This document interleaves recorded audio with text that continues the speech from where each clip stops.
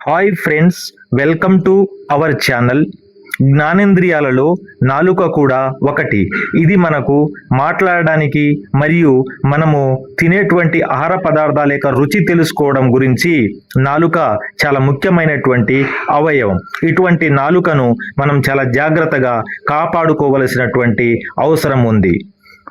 ప్రతిరోజు ఉదయము మరియు రాత్రి బ్రష్ చేసిన తర్వాత తప్పనిసరిగా టంగ్ క్లీనర్ లేదా టంగ్ స్క్రాపర్ ఉపయోగించి నాలికను శుభ్రం చేసుకోవాలి. ఇది నాలిక పైన పేరుకుపోయిన బ్యాక్టీరియా మరియు ఆహార పదార్థాలను తొలగిస్తుంది. తగినంతగా నీరు త్రాగాలి. రోజుకు తగినంత నీరు తాగడం వల్ల నోరు పొడిబారకుండా ఉంటుంది. నోరు పొడిబారిపోతే నాలికపై బ్యాక్టీరియా పెరిగి దుర్వాసన వస్తుంది. అతి వేడి పదార్థాలు, అతి చల్లని పదార్థాలు, అతి కారం పదార్థాలు మనం దాదాపుగా తినకుండా ఉంటే నాలుకకు చాలా మంచిది.